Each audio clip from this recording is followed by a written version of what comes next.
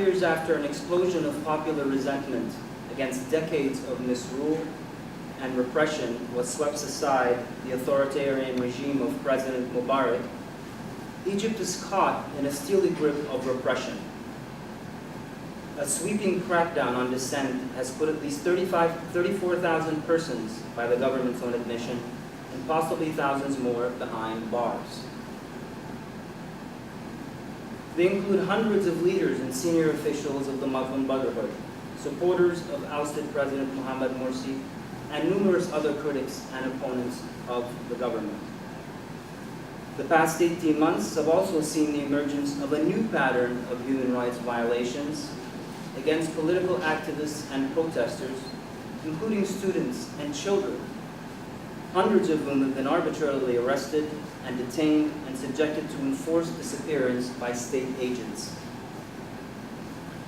Those detained in this way did not have access to their lawyers or families and were held incommunicado outside judicial oversight.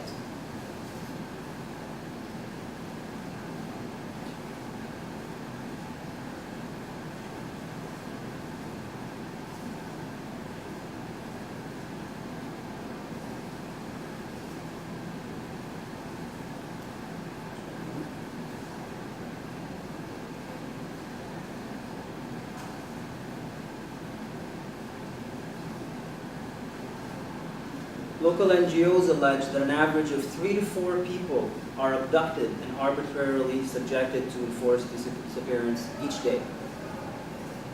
This pattern of abuse has become particularly evident since March 2015, when President El-Sisi appointed Major General Magdi Abdel Ghaffar as Minister of Interior.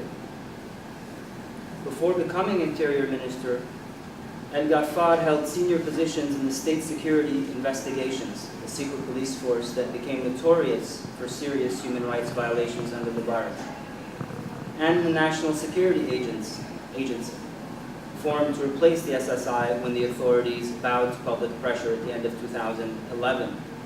Since the appointment of the new minister, the NSA has emerged as the principal state agency engaged in suppressing opposition to the government and committing torture and other serious human rights violations with impunity.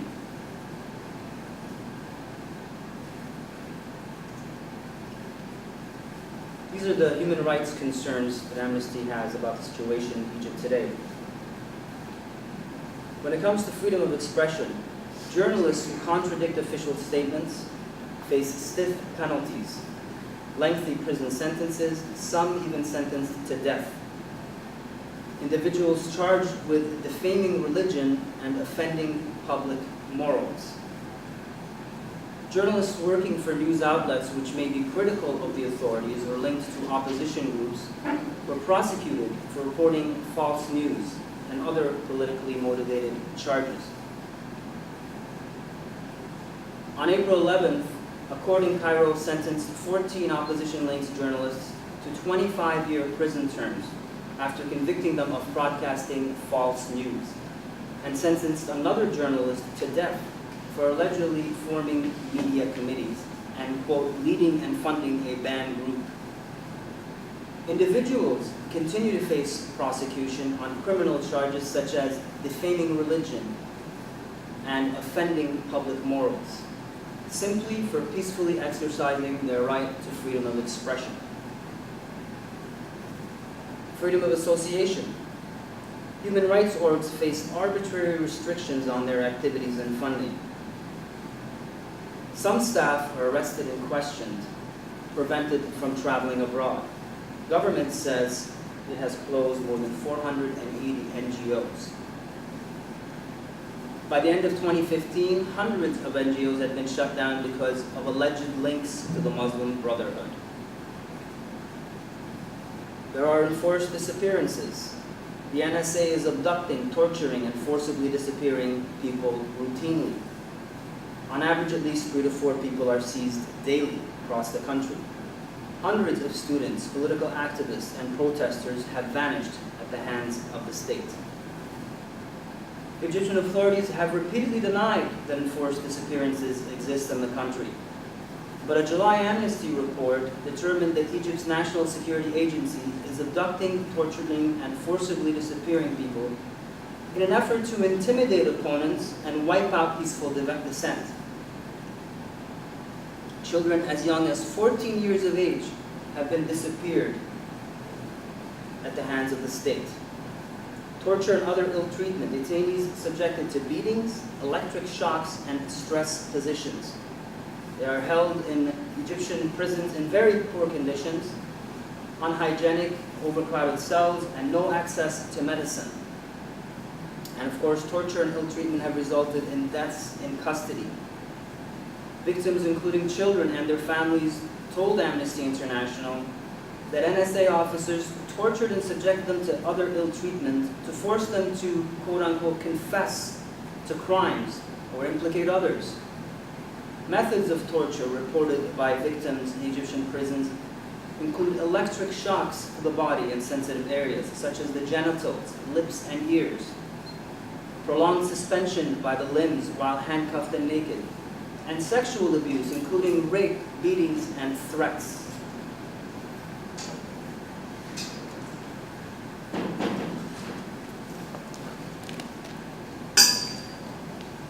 It comes to the death penalty, of course. Courts handed down hundreds of death sentences on defendants convicted of terrorism and other charges. Those executed included prisoners sentenced after unfair trials before the criminal and military courts.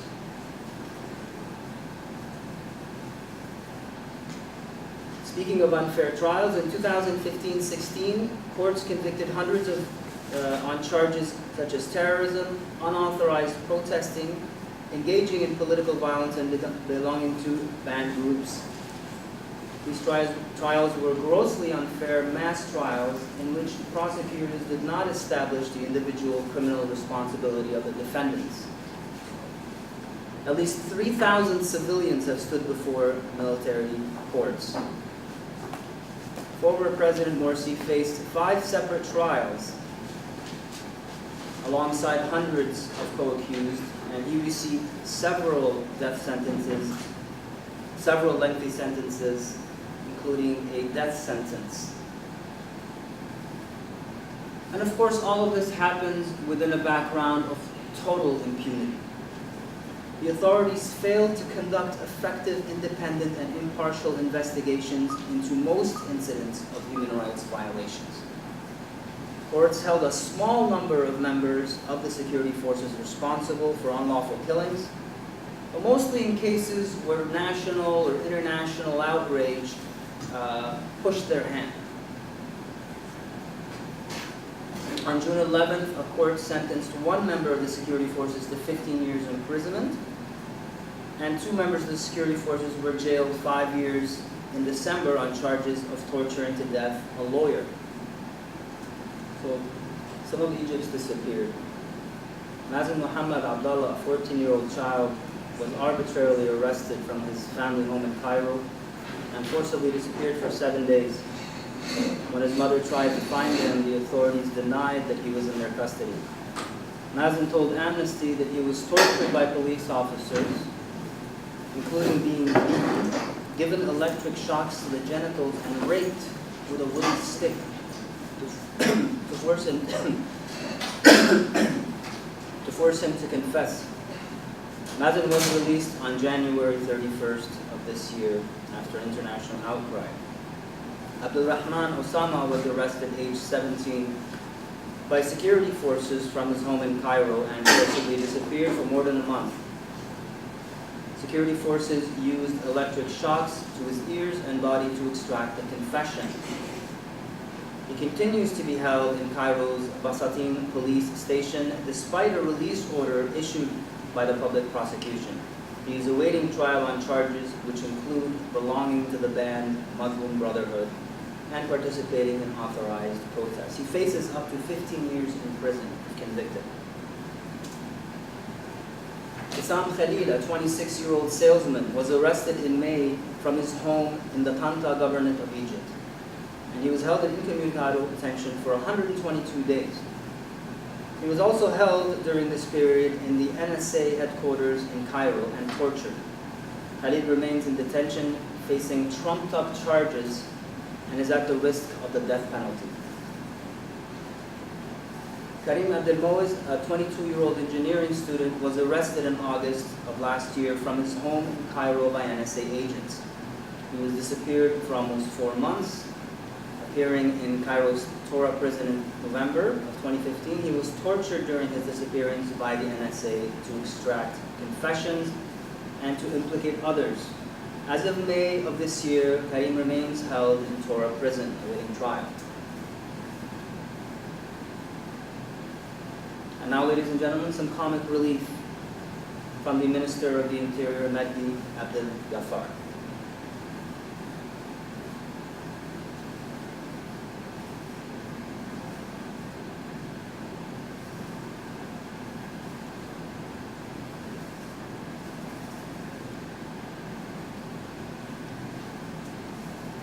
Human rights defenders at risk.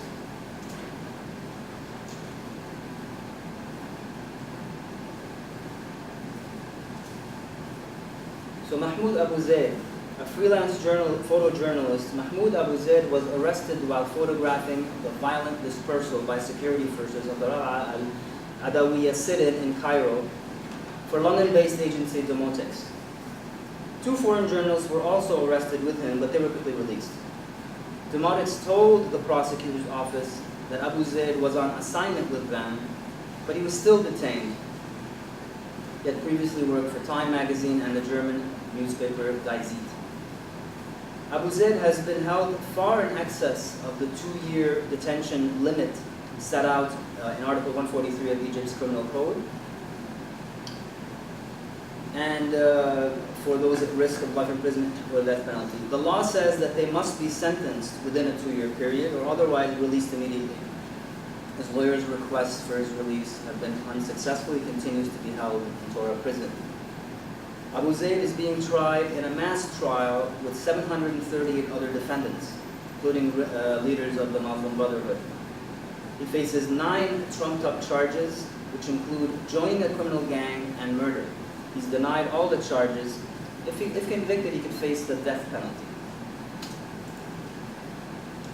Amnesty International calls on the Egyptian authorities to drop all charges against Mahmoud Abu Zaid and release him immediately and unconditionally, as he is a prisoner of conscience detained solely for peacefully exercising his right to freedom of expression, and to provide Mahmoud Abu Zaid with any medical treatment he may require. Malik Adli. Adli is director of the legal unit at the Egyptian Center for Economic and Social Rights, one of Egypt's leading independent rights groups. He was arrested on 5 May while walking in the Cairo suburb of Madi. He was taken to a police station for questioning, where they beat and struck him with firearms, blindfolded him, and stripped him. Malik says he was then transferred to the public prosecution, where a prosecutor questioned him for over 4 hours. He's being investigated for trumped-up charges, which include joining a group to obstruct the law, spreading false rumors, and attempting to overthrow the government. The human rights lawyer is in poor health and has been ill-treated. Adli says he was transferred to the prison hospital 4 times because of his high blood pressure and has been refused his medicine, causing his health to deteriorate. He said that he is constantly vomiting and finding it hard to breathe. Around 17 officers entered his cell while he was ill and forced him to take unknown medication and an injection. He's being forced to sleep on the floor and given inadequate food and water to consume. Prisoner of conscience Malik Adli continues to be held in solitary confinement in Cairo's Torah prison. He has spent the entirety of his 3 months in solitary confinement. Amnesty International calls on the Egyptian authorities to release Malik Adli immediately and unconditionally, as he is a prisoner of conscience detained solely for his human rights work, and to drop all charges against him.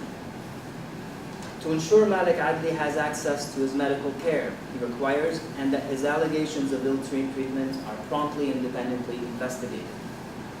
To ensure that others who have been arrested in connection with the 25 April protests are released, unless they are promptly charged with recognizable criminal offenses that do not criminalize the exercise of their right to freedom of expression and assembly, and tried in full conformity with international fair trial standards without recourse to the death penalty. And to repeal the protest law, the counterterrorism law, and other laws which arbitrarily restrict the rights to freedom of peaceful assembly and expression, otherwise amend them in line with international standards.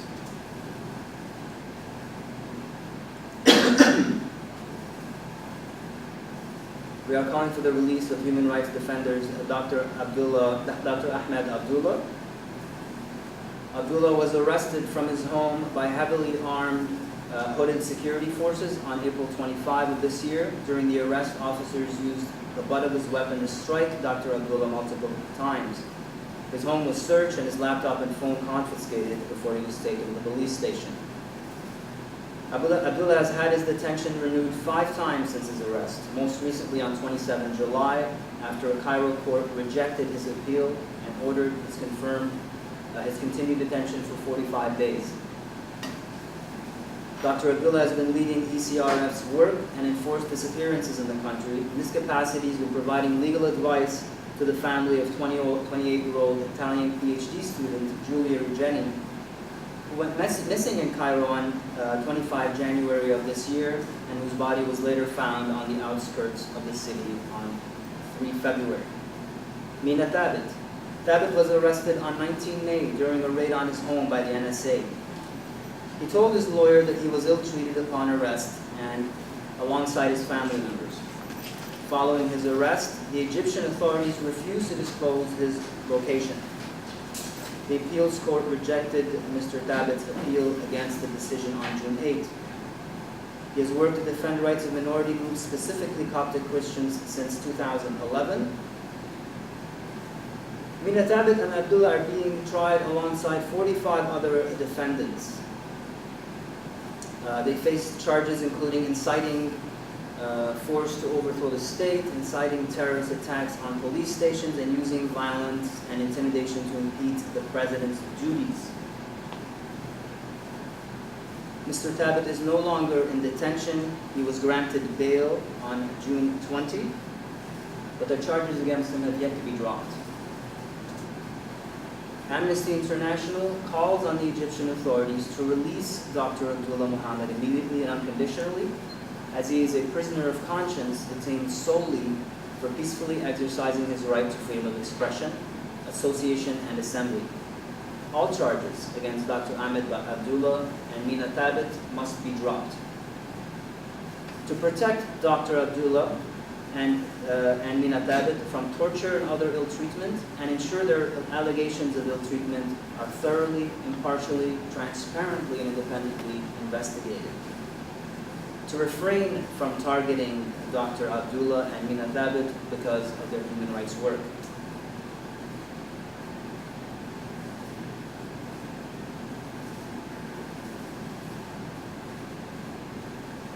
These 7 human rights defenders, though they are not currently in detention, face possibility in the future as they are targeted by security forces and have had, many have had their finances seized and orders not permitting them to leave the country.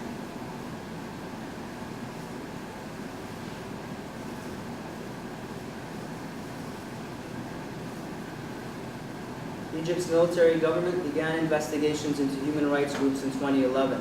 In December 2011, security forces and prosecutors raided the offices of 5 international NGOs and 2 Egyptian human rights organizations.